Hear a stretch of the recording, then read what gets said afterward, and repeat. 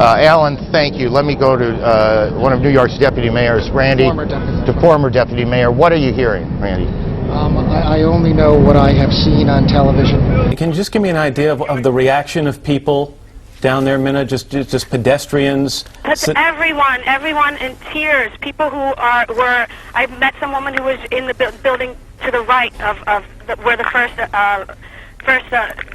thing happened. I've tried to talk to some friends. Here we go. Hand me the microphone. There we go. I only know what I've heard on television. Well, we know very little at this point about who's responsible for this tragedy. A lot of speculation, obviously, going on. It has the markings of a Middle East act of terrorism. Why do you say that? Well, often in the Middle East, when there's a bombing, a suicide bombing or a car bombing, you'll find a second bomb going off when the emergency response crews respond to cause maximum injury and damage. I've tried to speak to some friends. Obviously, phone lines, communication is difficult. You know, nothing prepares you in life for a senseless tragedy like this one, but there is no city better prepared to deal with such emergency situations than New York City. Tell me, based on the plan, what is happening 30 blocks away? Sure. This is our worst case scenario. This is something that has been talked about in the security industry over the years. This is something that has been planned for in terms of response, but it's still hard to imagine. And dealing with a tragedy of this magnitude, both from an investigative standpoint and from a response standpoint, is going to be virtually impossible. Mayor Giuliani established early on an Office of Emergency Management to coordinate all the government agencies involved.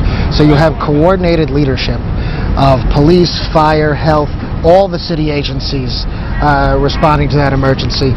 They've planned for this kind of event. Unfortunately, this is not a unique occurrence in the life of New York City or our country. Tragedies like this may not be a unique occurrence, but it is a very rare and extraordinary one. It is extraordinary. Right. I'm sorry.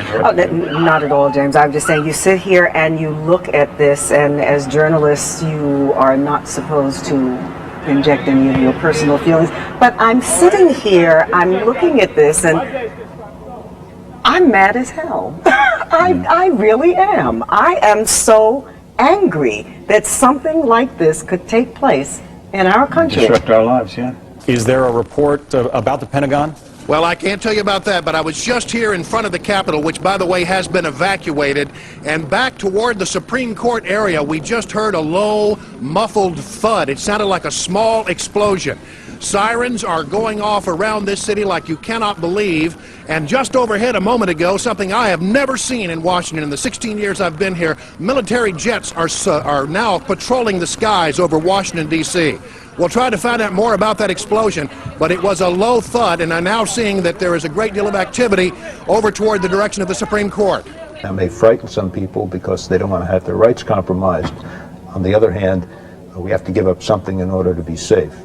To the extent that they've accomplished our becoming fearful and you becoming angry, they've created a situation we have to rectify, and we have to do it quickly. Jamie, have you gotten any information from Reagan National Airport as to air traffic in the area this morning, or anybody who might have somehow traced this plane or figured out from where it came or where it was going? They still do not have any of those details yet. It is almost impossible. They were confused for a long time as to whether it's a bomb or a plane. They say now that it appears to be a plane, but they say that that is all the information that they have. As you know, the FAA has shut down all aircraft now, and they are now going back and trying to sort that out, but they do not have any information on that yet.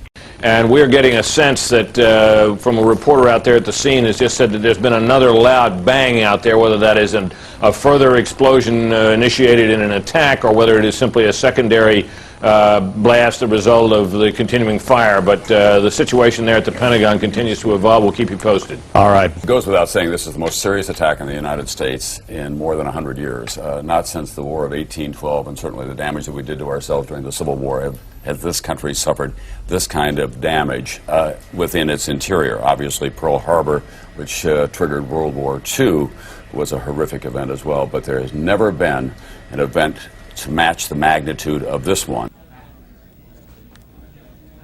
The White House.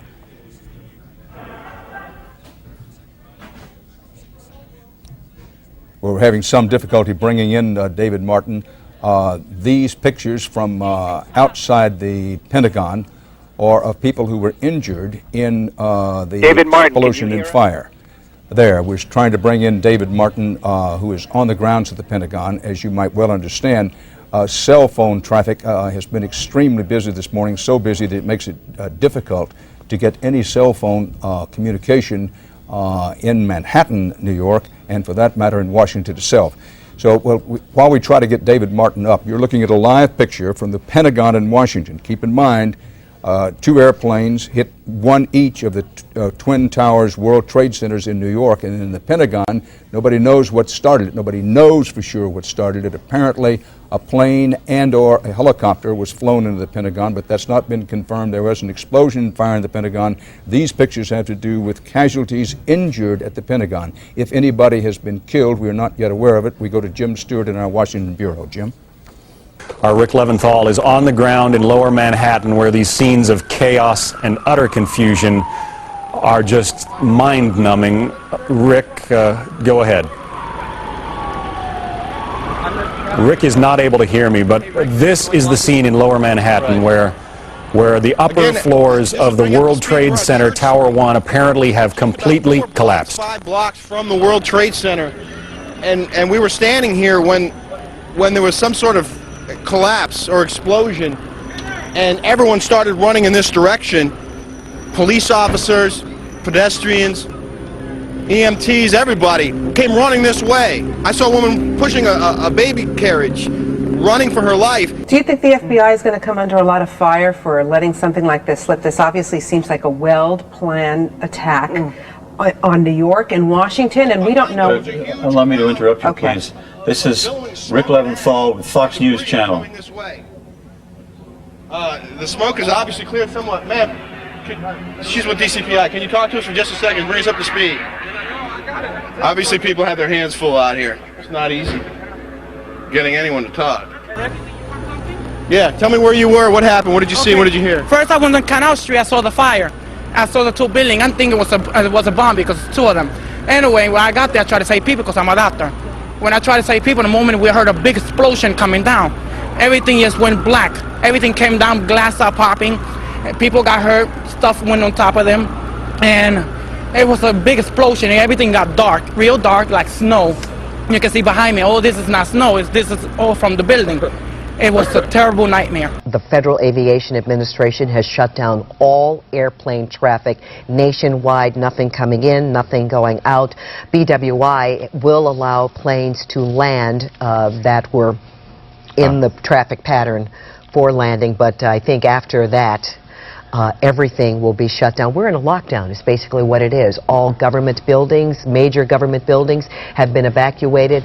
We heard from our crews on the scene that the Pentagon has been evacuated. Monuments and museums have been evacuated. Let's go to Frank Herzog, who is near one of the most visible monuments in the city, the Washington Monument. Frank, what do you see? What do you hear? I'm on the west grounds of the Washington Monument. The area has been completely evacuated by Park Police, and I think I could answer Dave Statter's question about that secondary explosion. Yes. That wasn't an explosion. That was the sonic boom of jet fighters that were scrambled out of Andrews Air Force Base, we believe. We are told that the FAA has grounded all flights, all domestic flights in the United States. One building that has not closed down is the FBI. The FBI has established an emergency command post in the center of its building. It's a contained area that is presumably safe from bombs, they believe, and FBI officials have been there now for the last 2 hours trying to sort out exactly what is going on. I can tell you, Dan, that the working theory here is that this is the work of terrorists. They specifically believe this is the work of Osama bin Laden. Were you able to assist anyone before this happened? Yes, I did. I help a lot of patients. A lot of them. Well, there are a lot more people that need help They now. need help, So yeah. if you're capable, maybe you should. Yes, I'm going to go back. I lost my ID, but I try to go back. Yeah.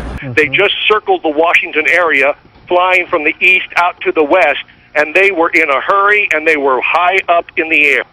So jet fighters, at least one, possibly two, were scrambled, probably as a precautionary measure.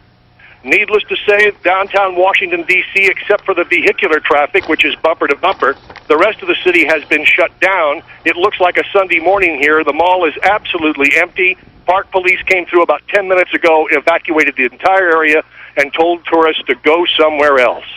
But I can tell you right now that at least one, if not two, jet fighters have been scrambled. They are patrolling the skies over Washington. This is pure speculation at the moment. As recently as yesterday, Dan, when we were making our rounds on what the latest terrorist threats were in the United States and abroad, there was no hint whatsoever that there was a threat against any domestic target in the United States. There had not been any domestic intercepts of messages. There had been no sense that there were people here who should not be here. The feeling was that there were threats against targets overseas, but not here in the United States. They tell me, frankly, that there is a roadmap, a blueprint, if you will, for precisely what happened today, and that was signed by Ramzi Youssef. This is the bomber who was involved in the World Trade Center originally and who had plans to hijack aircraft and target buildings in the United States, specifically the CIA. Mr. Youssef, of course, was captured by the FBI. He's incarcerated here in the United States. But this is precisely the game plan that was talked out some 7 to 8 years ago by terrorists associated with Osama bin Laden. Well, I just want to say that don't be surprised if no one claims credit. We're sitting here and asking ourselves who's responsible and who have we heard from. You may recall we've had other incidents in this country and other incidents around the world where no one claims credit.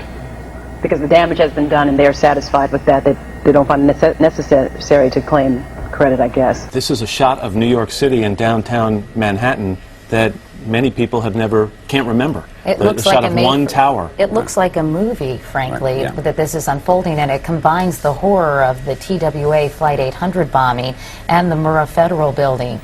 One of the things that law enforcement officials had been planning for is the notion of a multi-tiered attack, an attack occurring in multiple places simultaneously.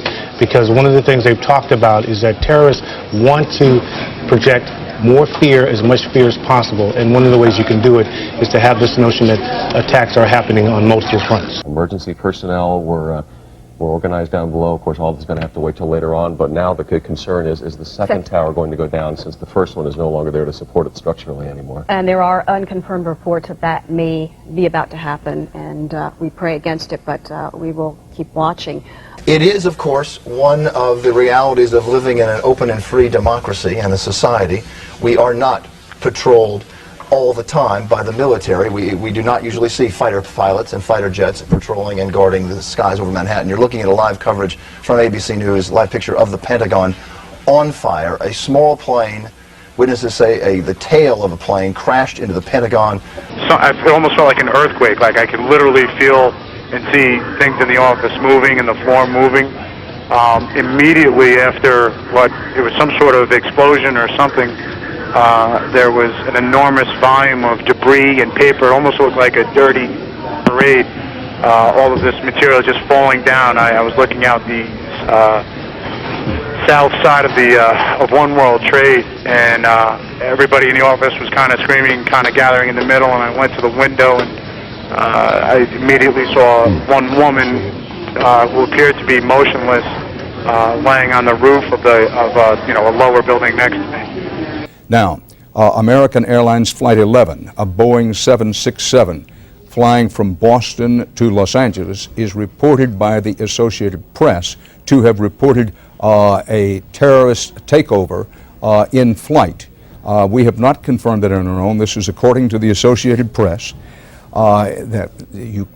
Assumptions can be made all over the place, but The fact is we don't know what airplanes hit the World Trade Centers.